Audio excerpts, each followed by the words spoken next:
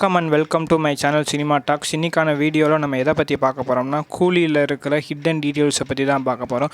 கூலி இப்போ வந்து ஓடிடியில் ரிலீஸ் ஆகிருக்கு. இந்த படத்தை பார்க்காதவங்க இந்த படத்தை பார்த்துட்டு வந்து இந்த வீடியோவை பாருங்கள். ஃபஸ்ட்டு கூலி படத்தில் டைட்டில் கார்ட்லேருந்து போயிடலாம். டைட்டில் கார்டில் வந்து ஒரு இன்ட்ரெஸ்டிங் ஃபேக்டர் இருக்குது. என்ன ஃபேக்ட்னா 1978 இறைவன் கொடுத்த வரம் அப்படின்ற படத்தில் இருந்த போஸ்டர்லாம் எடுத்து தான் டைட்டில் கார்டே க்ரியேட் பண்ணியிருக்காங்க. ஏன் அது 1978 மட்டும் பர்டிகுலராக எடுத்தாங்க அப்படின்னா 1978 தான் வந்து சூப்பர் ஸ்டாருக்கு வந்து மொத்தம் ஒரு 8 படம் வந்திருக்கு. அது மட்டும் இல்லாமல் 1978 வந்த பைரவின்ற படத்தில் தான் ஃபஸ்ட்டு வந்து சூப்பர் ஸ்டாருன்ற பட்டமே கொடுத்து அந்த டைட்டில்லே போட ஆரம்பித்தாங்க. அது மட்டும் இல்லாமல் இந்த சூப்பர் ஸ்டார் டைட்டிலில் வந்து ஒரு சில ஹிடன் டீட்டெயில்ஸ்லாம் இருக்குது. என்னென்னா அந்த போஸ்டர் காட்டுறப்ப பின்னாடி வந்து ஒரு சில லெட்டர்ஸ்லாம் எழுதியிருக்கும். அது என்னென்ன லெட்டர்ஸ்னு கொஞ்சம் ஜூம் பண்ணி பார்த்தா 1919 நம்ம சூப்பர் ஸ்டார் நடித்த படையப்பான்ற படத்தில் இருந்து ஒரு டைலாக் என் வழி தனி வழி, அந்த டைலாக் வந்து பின்னாடி அந்த போஸ்டர்ஸில் எழுதியிருக்கும். மட்டும் இல்லாமல் 2019 வந்து பேட்ட படத்தில் இருந்து நான் வீழ்வேன் என்று நினைத்தாயோ, அந்த டைலாக்கும் பின்னாடி போஸ்டரில் எழுதியிருக்கும். அப்புறம் 2016 வந்து கபாலியில் வந்து நான் வந்துட்டேன்னு சொல்லி இந்த டைலாக்கும் பின்னாடி அந்த போஸ்டர்ஸில் எழுதியிருக்கோம். படம் ஆரம்பித்தோடனே காளி வெங்கட் வந்து ஒரு டைலாக் சொல்லுவார், இவங்க இந்த நெட்வொர்க்கால் மட்டும் பெரிய ஆளானவங்க இல்லை அப்படின்ற மாதிரி. இந்த நெட்வொர்க்லாம் வேறு எந்த நெட்வொர்க்காக இருக்கலாம்ன்றதை வந்து தேவாவே ஒரு இடத்துல வந்து ரிவீல் பண்ணியிருப்பார். தேவா வந்து தான் தான் அவங்க அப்பாவை கொண்டேன் அப்படின்னு சைமன் கிட்ட வந்து ஒத்துக்கும் போது அவர் வந்து அந்த 20 கூலியை காப்பாற்றினதுக்கு ஒரு கதை சொல்லுவார். அப்போ வந்து அதுக்குள்ளே இருந்தது ட்ரக்ஸு. ஆனால் முதலாளிகள்லாம் வந்து தொழிலாளிகளை கைவிட்டாங்க, அதனால தான் வந்து அந்த 100 பேரை வந்து கொண்டாங்க அப்படின்ற மாதிரி அவர் ஒரு கதை சொல்லுவார். மேபி அந்த ட்ரக்ஸ் ஆனால கூட இவங்க வந்து பெரிய ஆளாக இருந்திருக்கலாம். இந்த படம் வந்து ஒரு ஏ சர்டிஃபிகேட் படம் அப்படின்றத வந்து நம்ம தயால் வந்து ஒரு சில நம்பர்ஸால் சொல்லியிருப்பார். எப்போன்னா காளி வெங்கட்டை வந்து கூப்பிட்றப்போ ஒரு நம்பர் சொல்லுவார் 837 அப்படின்னு. அந்த 837 அந்த 3ஐயும் கூட்டினா 18 வரும். அப்போயே நமக்கு வந்து டேரெக்டாக இது வந்து ஒரு ஏ சர்டிஃபிகேட் படம் அப்படின்ற மாதிரி சொல்லிடுவாங்க. விக்ரம் படத்தில் இருக்கிற மாதிரியும் ஒரு சில சீன்ஸ்லாம் இருக்குது. விக்ரம் படத்தில் வந்து ஃபகத் ஃபாசில் வந்து விக்ரம் எப்படி செத்தார் அப்படின்னு இன்வெஸ்டிகேஷன் பண்ணிக்கிட்டு இருக்கும்போது அவரோட இமேஜினேஷன் வந்து அவர் கண்ணு முன்னாடி வந்து போகிற மாதிரி வந்து விக்ரம் படத்தில் காட்டியிருப்பாங்க. அதே மாதிரி வந்து கூலி படத்துலையும் வந்து அவரோட ஃப்ரெண்டு சத்யராஜ் வந்து எப்படி இறந்து போனார் இன்வெஸ்டிகேஷன் பண்ணிக்கிட்டு இருக்கும்போது அவர் கண்ணு முன்னாடி வந்து அந்த இமேஜினேஷன் வந்து போகிற மாதிரி இந்த கூலி படத்துலையும் காட்டியிருப்பாங்க. சத்யராஜ் வந்து இந்த சேரை வந்து அப்ரூவல் வாங்குறதுக்காக ஒரு சில ஆஃபீஸர்ஸ்க்கு முன்னாடிலாம் வந்து டெமோ காட்டிக்கிட்டு இருப்பார். அந்த ஒரு சில ஆஃபீஸர்ஸில் நடுவில் ஒருத்தர் உட்காந்துருப்பார். அவர் பேர் வந்து விக்ரம் சிங் அப்படின்ற மாதிரி போட்டிருக்கும். விக்ரம் சிங் யாருன்னா மேஜர் முகுந்த் வரதராஜர் மாதிரி இவரும் வந்து நாட்டுக்காக உயிரிழந்த ஒரு ஆர்மி ஆஃபீஸர். அவருக்கு டெபியூட் கொடுக்குற விதமாக அந்த பேரை வந்து அந்த இடத்துல வந்து ஃபிக்ஸ் பண்ணியிருப்பாங்க.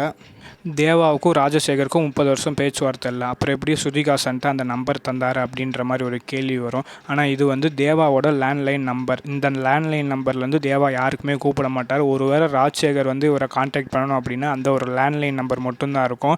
அது மட்டும் இல்லாமல் யாரையுமே அந்த லேண்ட்லைன் நம்பரில் பேச விட மாட்டார். 2 காலேஜ் பசங்க கூட வந்து பேச வருவாங்க. ஆனால் அங்கே இருக்கிற ரிசப்ஷனிஸ்ட்டு கூட அந்த ஃபோன்லாம் பண்ணக்கூடாது அப்படின்ற மாதிரி சொல்லிடுவாங்க. அந்த ஃபோனை மட்டும் அவர் 30 வருஷமாக வந்து மாற்றாமல் அங்கேயே வச்சுருப்பாப்படி. அப்புறம் தயால்கிட்ட வந்து ஸ்ருதிஹாசன் மாட்டினக்கப்புறம் 15வது மாடியிலேருந்து நான் கீழே தள்ளி விட்டுருவேன் அப்படின்ற மாதிரி சொல்லுவாங்க. அப்போ கூட கல்யாணியை வந்து பிடிச்சி வச்சுட்டு நீ தான் இவளோட லவ்வர்னு கண்டுபிடிச்சிட்டேன் அப்படின்ற மாதிரி சொல்லுவாங்க. அதே மாதிரி 15வது மாடி அப்படின்னு சொல்லிவிட்டு அவர் சொன்ன 15 நிமிஷத்துக்கு அப்புறம் தான் வந்து அந்த ட்ரெயின் ஃபைட் கூட ஒன்று வரும். தயாலோட கான்ஸ்டபிள் நம்பர் என்னென்னா 143. இந்த நம்பர்லேயே தெரிஞ்சுக்கலாம் அவர் வந்து லவ் பண்ணிக்கிட்டு தான் இருந்திருக்காரு அப்படின்னு.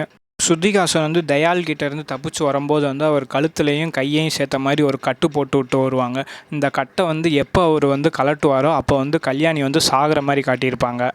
நம்ம தேவாவோட கூலி நம்பர் வந்து 5821. இந்த 4ஐயும் கூட்டினா மொத்தம் 16 வரும். அதுக்கு என்ன அர்த்தம்னா ஒரு ஹீரோ மீதி 6 பேர் வில்லன் அப்படின்ற மாதிரி வரும். ஒருத்தர் வந்து சைமனு, இன்னொருத்தர் வந்து தயாலு, 3வது வந்து ஜேவியர். இந்த 3 பேரை வந்து தேவாவே கொன்றுவார்.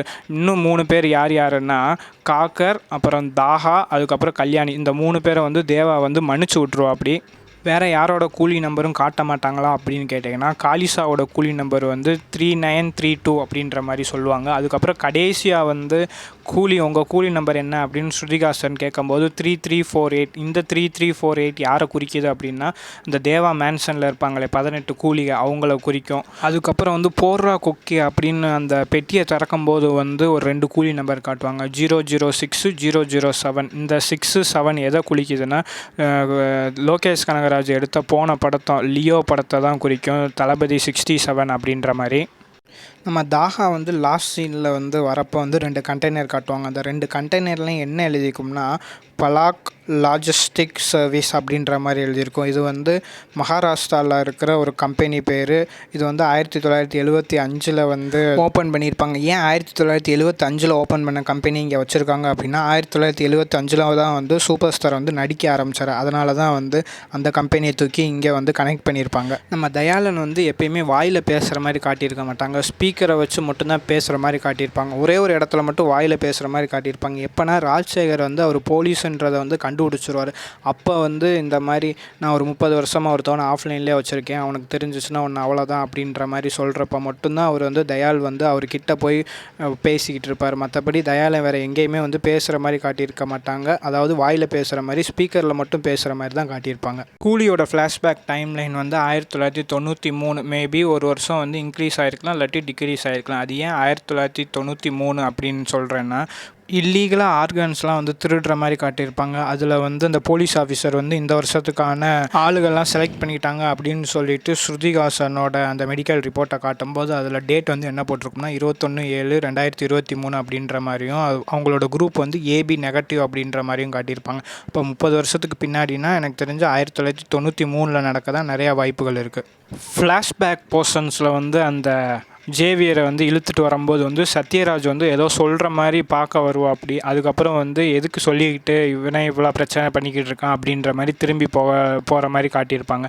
அது என்னவா வாய்ப்பு இருக்குன்னா, அவருக்கு ஒரு குழந்தைக்கு இது பிறந்திருக்கலாம், அவங்க ஒய்ஃப்க்கு இது இறந்துருக்கலாம் அப்படின்ற மாதிரி வந்து நிறையா பாசிபிலிட்டிஸ் இருக்குது. ஏன்னா அவர் ஆல்ரெடி வந்து ப்ரெசண்ட்லேயே வந்து சொல்ல வருவார், அதுக்கப்புறம் திரும்ப போயிடுவார். அது ஏன்னு தெரியல. ஆனால் பாஸ்டில் வந்து அந்த ஃபைட் நடந்துக்கிட்டு இருக்கும்போது இவனே எப்படி இருக்கான், இவன் குழந்தைய எப்படி பார்ப்பான் அப்படின்னு நினச்சிட்டு கூட திரும்ப போயிருக்கலாம். நம்ம சத்யராஜ் வந்து தேவா கிட்ட வந்து குடிக்க மாட்டேன்னு சொல்லி சத்தியம் பண்ணுறான் அப்படின்ற மாதிரி சொல்லுவாங்க. இந்த சீன் வந்து நம்ம லோகேஷ் கனகராஜ் போன வாட்டியே எடுத்த லியோ படத்தில் இந்த மாதிரி ஒரு சீன் வந்து வச்சுருப்பாங்க. இவ்வளோ தான் நான் இந்த கூலி படத்தில் நோட்டீஸ் பண்ண விஷயம். இதே மாதிரி நீங்கள் ஏதாச்சும் ஒரு விஷயத்தை நோட்டீஸ் பண்ணியிருந்தீங்கன்னா அதை மறக்காமல் கமெண்ட் பாக்ஸில் கமெண்ட் பண்ணுங்கள். அது மட்டும் இல்லாமல் இந்த சீரீஸ் வந்து இந்த வீடியோவோட முடிஞ்சிடாது, இன்னும் ஒரு 2 வீடியோ வரும். அது எந்த மாதிரி வீடியோவாக இருக்கும்னா, ஏன் லோகேஷ் கனகராஜ் எடுத்த போன படத்துக்கும் இந்த படத்துக்கும் வந்து நிறைய டிஃப்ரென்ஸ் இருக்குது அப்படின்ற வீடியோவும், அதுக்கப்புறம் வந்து ரைட்டிங்கில் வந்து என்னென்ன மிஸ்டேக் பண்ணியிருப்பார் அப்படின்ற வீடியோ.